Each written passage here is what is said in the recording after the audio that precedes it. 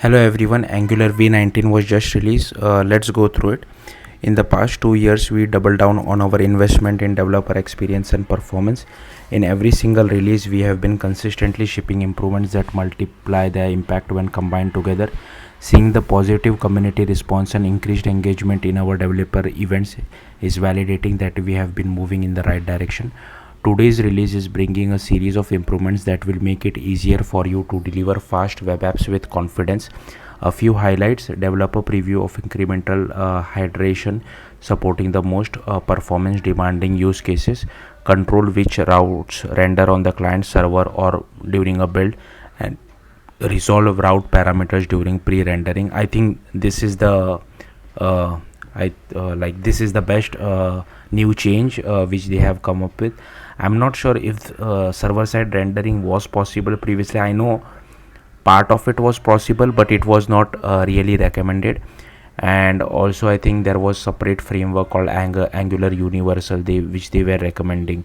I'm not sure what's up with that, or maybe they were not maintaining it. It was a third party library, I'm not really sure. Then schematics to keep you up to date with the latest best practices, inputs output queries, inject based dependency injection and new build system, stabilization of core reactivity primitives and introduction of new ones, linked signal and resource, series of quality of life improvements addressing feature request with more than 2700 on GitHub. This includes time picker component, unused import removal, running schematics via the language service, HMR for styles and more. You can watch a quick overview of the release from our special event video. For a more holistic list of the features and improvements in v19, continue reading below. Build for speed, evolving Angular, we see the opportunity to enable best performance practices out of the box so that we can support your performance sensitive use cases. In the past 2 years, we kicked off a project to enable zoneless Angular, made server side rendering an integral part of the Angular CLI, and working closely with Chrome Aurora on hydration and the image directive. Okay, so server side rendering was already supported. Sorry, I wasn't aware about this. With the help of zoneless Angular, and in version 19 we are elevating Angular server side rendering to another level with incremental hydration, server route configuration, event replay enabled by default, and more. Building large web apps increase the amount of JavaScript we ship to the user, which negatively impacts user experience. In v17 we made it trivial to lazily load code with the differable views for client render apps. So if you're not aware, they have included @differ so that any code which is not used immediately can be lazily loaded. And then for server side render application, we introduced full app hydration, which requires all the JavaScript associated with a given page to make it interactive. Today we are delivering a solution to the server that is inspired by differable views. Welcome incremental hydration in developer preview. Incremental hydration allows you to annotate parts of your template using already familiar @differ syntax, instructing Angular to load and hydrate them on specific triggers lazily. So yeah, I think if this particular part of add to cart, if I want to defer it, then I think I can use @differ, and it will be lazily loaded. The demo above shows incremental hydration in action for a server side render page. There are 3 visual effects that we have added to the demo app code to better illustrate what's going on. A component in grayscale filter that shows Angular hasn't loaded and hydrated it yet. Angular downloads a component from the network when the component starts pulsing. Angular has downloaded and hydrated the component when there's a purple border around it and the component no longer has a grayscale filter. Additionally, the demo app has an artificial delay of 500 milliseconds for each loading operation so that we can easily explore different states. Notice that at the beginning, everything besides the top bar is grayed out. This means at this point we haven't downloaded any of the JavaScript associated with the page. When the user engages with the filter component at the top left, Angular downloads it, visually indicated by pulsing, and after that hydrates it, demonstrated with purple glow around the component. Later on, we continue interacting with the page and incrementally hydrate the rest of the components. Even without the artificial delay, Angular will download and hydrate the component asynchronously. which means we have to replay the user event. For this functionality we are using the event replay functionality we introduced in Angular version 19, which powers Google search. Okay, so I think this is nice. When you update to Angular v19, you can try the new incremental hydration in any application that already uses SSR and full application hydration in your client bootstrap specify. So all we have to do is provide client hydration with incremental hydration, something like this inside your code. To apply incremental hydration to a portion of your template, you can use @differ hydrate on viewport and pass your Angular component. When your app loads, Angular will not download and hydrate the shopping cart component until it enters the viewport. You can read more about incremental hydration in the documentation. We are grateful to everyone who shared their thoughts in the incremental hydration RFC and to our beta testers. Thank you for helping us improve Angular. Event replay is enabled by default. A common problem in server rendered apps in any framework is the gap that occurs between a user event and the browser downloading and executing the code responsible for handling the event. We already touched on this in the incremental hydration section. Last May we shared the event dispatch library which addresses this use case. Event dispatch captures events during initial page load and replays them when the code responsible for handling the events is available.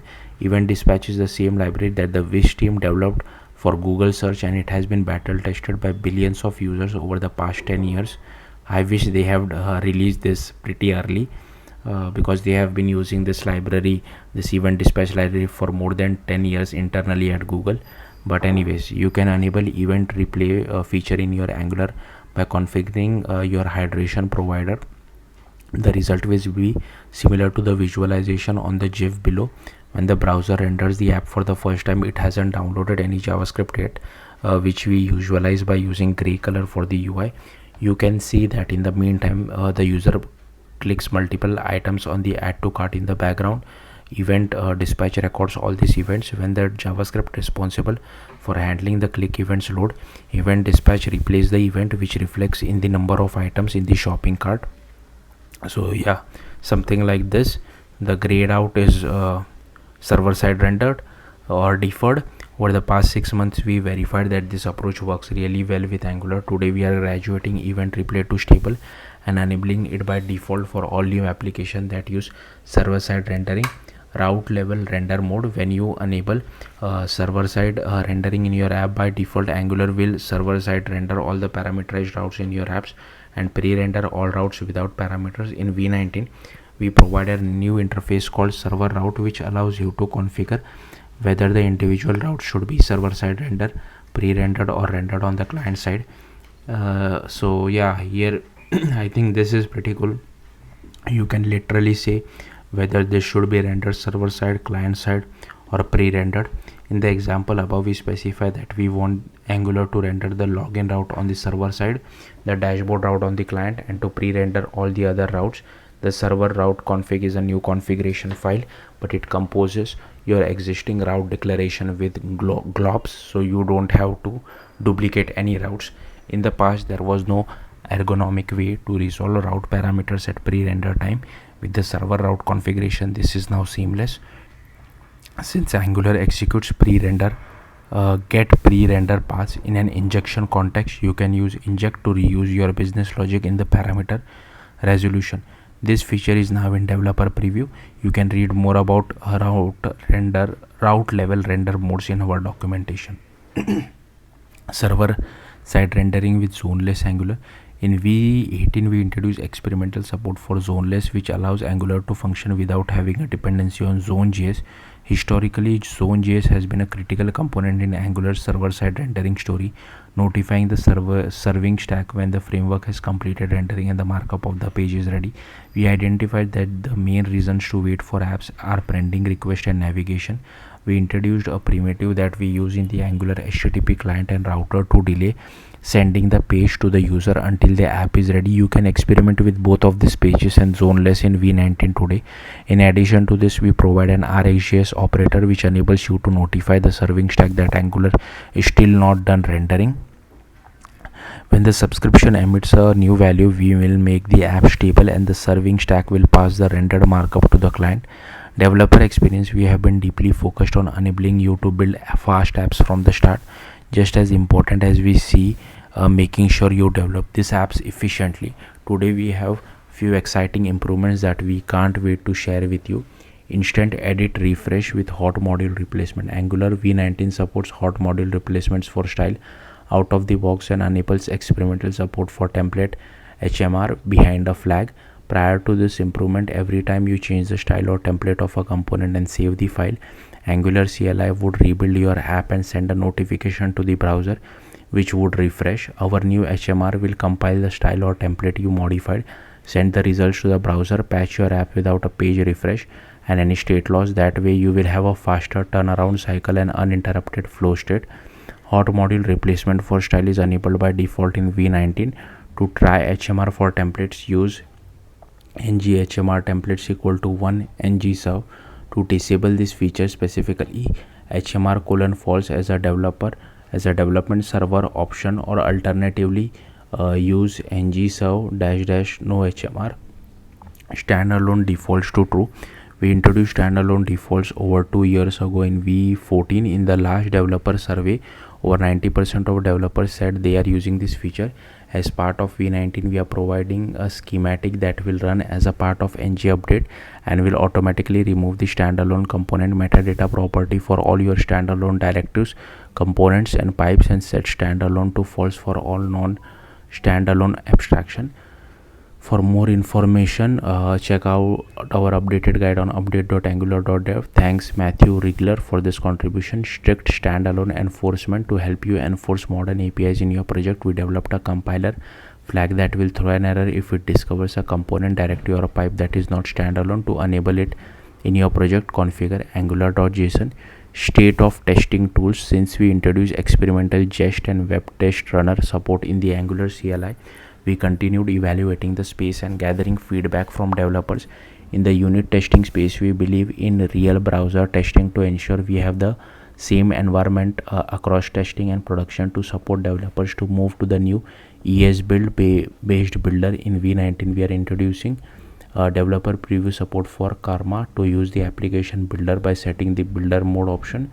This improves build times for unit test and allows user to more easily leverage application builder specific features like file loaders without breaking test. With Karma being deprecated in the first half of 2025, we'll continue evaluating the existing test runner to pick our default recommendation that we will move forward with. Follow our blog and X for announcements and surveys. Secure from the start, we collaborated with security team at Google on developer preview feature for automatic generation of hashed based strict content security policy based on scripts in index.html using hash based CSP. The browser will add the hash of every inline script to the CSP. Each script will have a unique hash associated with it that will prevent an attacker from running a malicious script on your page, because for the browser to execute the script, its hash needs to be present in the CSP. Currently, auto CSP is available in developer preview as an opt-in. To use it in your apps, configure the application builder by setting the auto CSP property to true under security within your project. In angular.json, evolving reactivity. A code theme for Angular over the past 2 years has been evolving our reactivity system.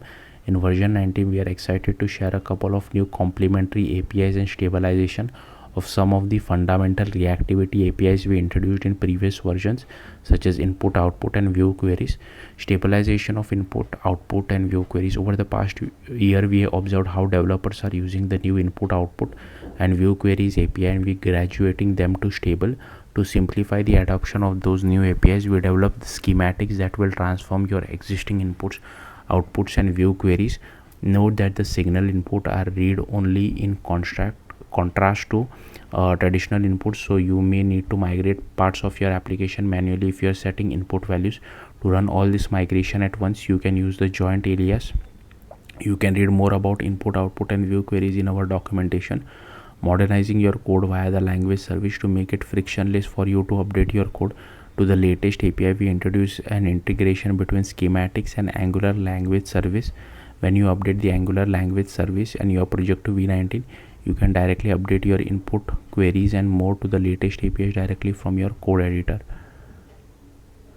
So I think here they have given an example introducing linked signals in developer feedback as well as observing how application in the wild use Angular signals. We saw an opportunity to better serve a common use case with a new primitive. Often in UIs there is a need for mutable state that still tracks some higher level state. For example, a selection UI has a current selection state which changes as the user makes selection, but also needs to reset if the list of option changes. The new linked signal primitive creates a writable signal which captures this type of dependency. A link signal clearly expresses the relationship between options and choice without resorting to an effect usage. The new API has two forms, a simplified presented here, an advanced one where a developer has access to previous values of options and choice. It also has an advanced API which allows for more complex logic such as maintaining the user choice as long as it exists in the new list of options. This new API is experimental, so please give it a try and let us know what you think. Introducing resource. So far, signals in Angular have focused on synchronous data, storing state and signal, computed values, input queries, etc. In Angular v19, we are taking our first step towards integrating signals with an asynchronous operation by introducing a new experimental resource API. A resource is an asynchronous dependency that participates in the signal graph.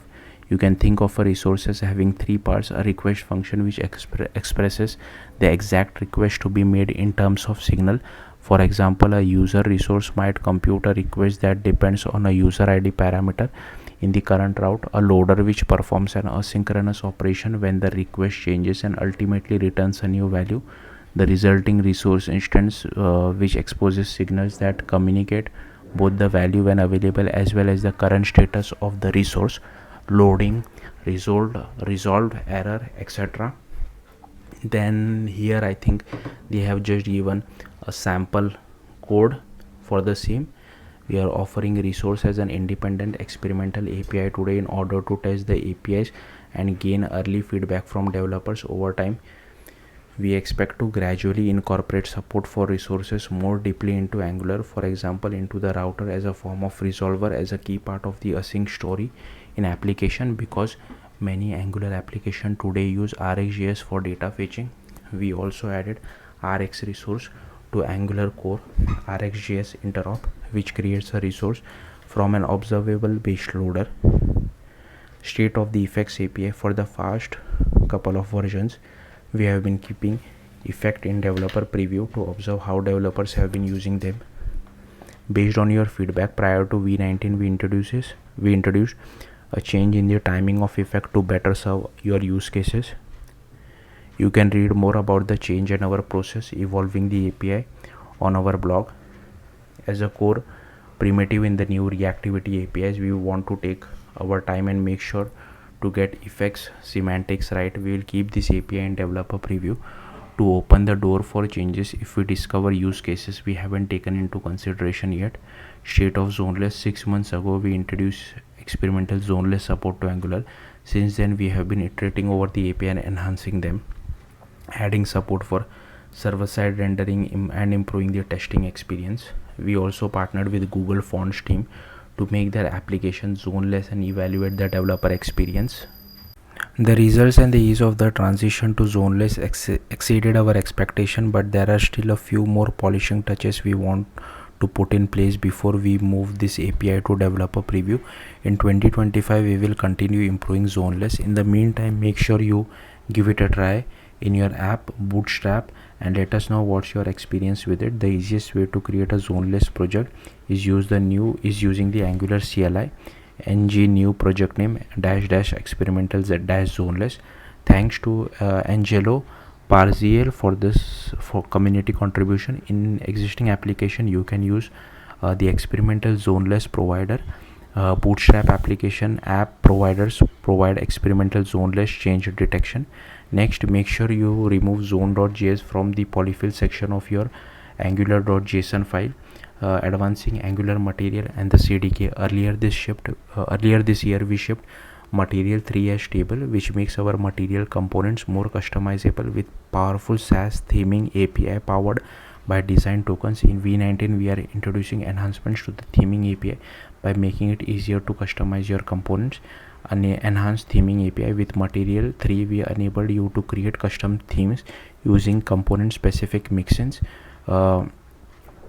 Okay, with this highly customizable API, you often end up duplicating code for your individual component. To simplify the creation of custom themes in v19, we enabled a more expressive API that allows you to declare a custom theme using a single mixin mat.theme. Component overrides. To customize the theme of individual component, you can use the new override API we provide in Sass. The snippet above will provide the content background and content divider colors to purple and orange respectively, while preserving the original values for the remaining design tokens respecting your configured app theme. Two-dimensional drag and drop, making Angular CDK more powerful. We developed support for a two-dimensional drag and drop in the CDK, which was a quite popular feature request with 300 level thumbs up on GitHub. Here's a quick snippet of how you can use this functionality of the CDK, and the result will be something like this. Okay, so they are supporting drag and drop, which is pretty cool. Find out more in the documentation. Supports tab reordering, another feature request. We shipped recently support for tab reordering with the Angular CDK 24. Using this functionality, you can easily make tabs draggable with the Google Cloud Console team immediately landed in BigQuery via Angular and the CDK.